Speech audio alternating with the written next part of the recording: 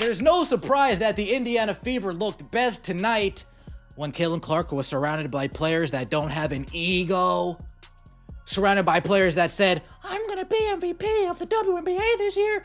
You see how easy it is when you just let Caitlin play ball and others follow suit? Finally, after months of dealing with doubt, after watching critics and haters pile on every opportunity, Caitlin Clark just reminded everyone exactly why she's that girl. The Indiana Fever didn't just beat the Atlanta Dream last night, they obliterated them 99-82 in a performance that silenced every single person who ever questioned whether this team and this player were better without their superstar. It is now a final 99-82. Right here, 29 points in the third quarter, 30 points in the fourth quarter. That might be the best second half of the season, the best fourth quarter of the season. Look at these bench points. 29 bench points tonight. And they withstood an absolute barrage by Jordan Canada, who had 26 points in the first half. The haters said the Fever were better without Clark. They said she was ball dominant. They said the team had more weapons when she wasn't on the floor. Well, where are they now? Because what we witnessed Friday night was a complete dismantling of that narrative. And it all started with Clark proving she doesn't need to dominate the scoreboard to dominate the game. An inconsistent ride for Indiana and for Clark as well, who's had to fight through a lot of injuries. But I think the encouraging thing from Cece was the fight that she showed on the floor. Clearly, she's not quite at 100%, still working her way back, hasn't found her three ball yet, but what she did was attack. She used the physicality against the defenders by putting her head down and going to the basket. That opened things up for her playmaking, which of course is another genius aspect of her game. Once that started clicking, the Fever... Let's talk about what really happened here. Sophie Cunningham came off the bench like a woman possessed, dropping 16 points and grabbing 10 rebounds in what was nothing short of a masterclass performance. But here's the beautiful part. This wasn't Cunningham playing in spite of Clark. This was Cunningham playing because of Clark. The chemistry between these two was absolutely electric, and you could see it in every possession. Sophie Cunningham, folks, this might have been the best Sophie Cunningham game she's played so far for the Indiana Fever. When she hit those nail-in-the-coffin threes against the Minnesota Lynx, we were already up in that game. Yes, nail-in-the-coffin, awesome. But we were down in the third quarter. We were down 52-47 in the third quarter. And we came back and won. And that started with Sophie Cunningham hitting a big three. The haters spent weeks telling us that the Fever were more dangerous without Caitlin Clark. ESPN's Carolyn Peck literally went on television and said Indiana was more dangerous when Clark doesn't play. Can you believe that? The audacity. They actually tried to convince us that the best rookie in WNBA history, the player who broke every attendance record, the woman who single-handedly saved the league's relevance, was somehow holding her team back. But Friday night was revenge served ice cold. Didn't I say that they need Caitlin Clark? I mean, come on, guys. See, this is why you don't listen to ESPN. Idiots like Carolyn Peck said they are more dangerous without Caitlin Clark. She should be indicted and go to jail for that comment. That's one of the dumbest comments. Clark finished with 12 points and 9 assists, but those numbers don't tell the real story. While she was 5 of 17 from the field and struggled from three-point range, her impact was felt in every single possession. She was the orchestrator, the general, the one making everyone around her better. And when the Fever needed it most, when they were down by 3 in the third quarter, Clark's leadership and court vision turned a close game into a blowout. So, the big way they were able to neutralize Caitlin Clark, and I think it was almost an issue with Stephanie White as much as anything, is they were manhandling her. They were manhandling Caitlin Clark early in that game. Like, they had two hands on her. They were fully getting into the we are grabbing her and we don't really care. Like, that was their goal. Their goal was they were out there to maul Caitlin Clark. They had they had absolutely no intention of doing anything other than maul. If you are enjoying, please subscribe. You want to know what made this game so beautiful? It was Sophie Cunningham coming off the bench like a woman possessed. Oh my goodness, Sophie Cunningham. This woman came off the bench and absolutely torched the Atlanta Dream. Sophie Cunningham was shooting 4 of 5 from three-point range, hitting every single shot when it mattered most. Her season-high 16 points came directly from the spacing and opportunities that Clark's presence created. When defenders are worried about Clark pulling up from 30 feet, when they're chasing her around screens, when they're focused on stopping her drives, that's when players like Cunningham feast. Let's go right here. Sophie Cunningham. Let's check it out. And she's got the long three way downtown. Boom. Way down, boom. So, real nice all-around performance. Second half was great ball tonight. No doubt about it. But Stephanie White let the team cook in the second. But here's what really made this special. The chemistry between Clark and Cunningham. You could see it on the court. Every time Clark drove and kicked, Cunningham was there, ready to launch. Every time the Dream tried to collapse on Clark, she found Sophie for wide open looks. This is what happens when you have elite basketball IQ paired with teammates who understand how to play off each other.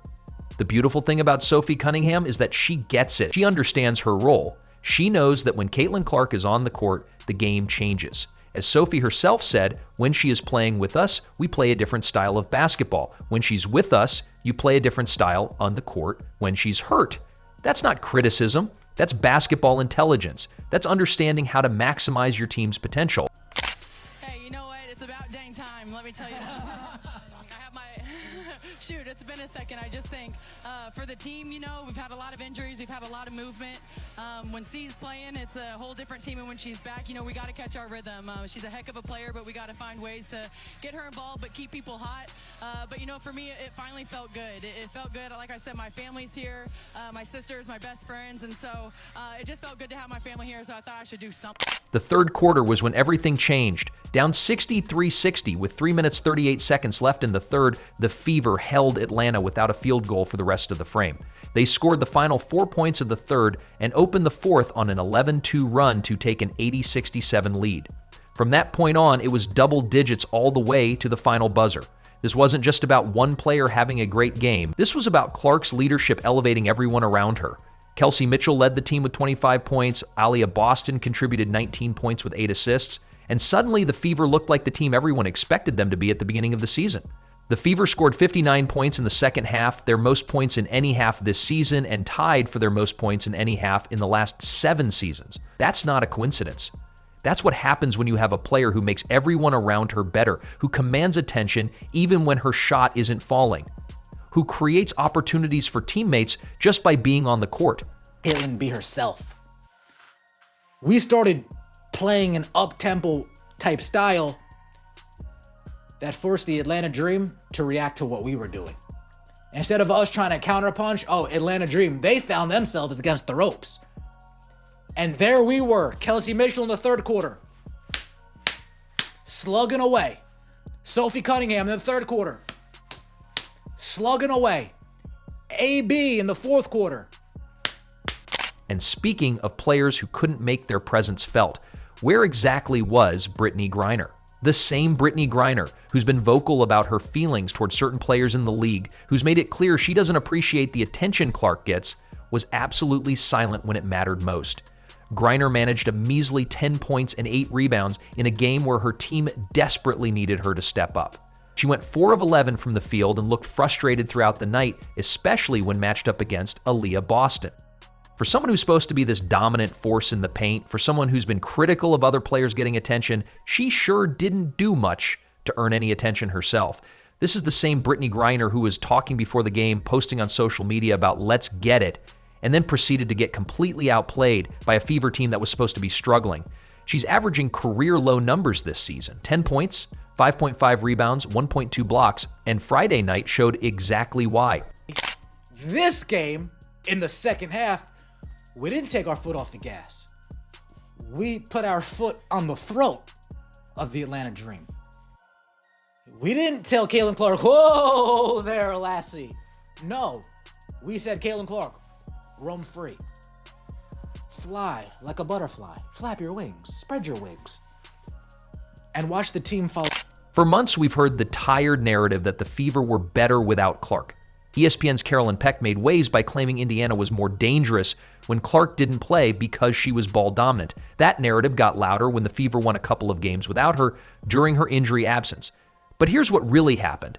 The Fever went 2-3 in Clark's last 5 games out with injury. They struggled to close out games, they missed her playmaking in clutch moments, and they looked like a team missing their best player, which is exactly what they were. Friday night's performance was the definitive answer to all those critics. Clark didn't need to score 30 points to prove her worth. She didn't need to take 20 shots to show her value. She proved that her impact goes far beyond the box score, that her presence makes every single teammate better, and that this team reaches its ceiling only when she's on the floor. Who's the best player on the team? Now, they show that they're a quality basketball team without Caitlin Clark, but they're not a championship team without Caitlin Clark. They proved that, okay? So with that said, they need Caitlin Clark. Caitlin Clark sets her teammates for success, sets better plays, better passing. I guarantee you Caitlin Clark played that game, they would have won. I mean, come on, the matchup would have been... You know what's beautiful about performances like this? The silence that follows. Where are all the critics now? Where are the people who were saying the Fever were better without their best player? Where are the analysts who were pushing the narrative that Clark was somehow holding this team back? They're nowhere to be found because there's nothing left to say. When you watch Sophie Cunningham hit 4 of 5 from 3, when you see Kelsey Mitchell score 25 points, when you watch Alia Boston facilitate with 8 assists, you realize that all of this happens because of Clark, not in spite of her.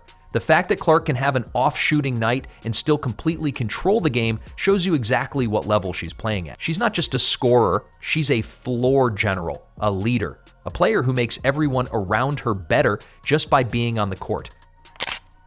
Sophie Cunningham showed up. This was the kind of game that we've sort of been waiting on from Sophie. Her breakout Indiana Fever performance. The rebounds were huge. By the way, she had, I believe, 7 or 8 rebounds in the first half of this game. All right, before she started knocking down all these. Here's the thing about Caitlin Clark that drives her haters absolutely insane. She knows exactly how good she is. She doesn't need to prove anything to anyone because she lets her basketball do the talking.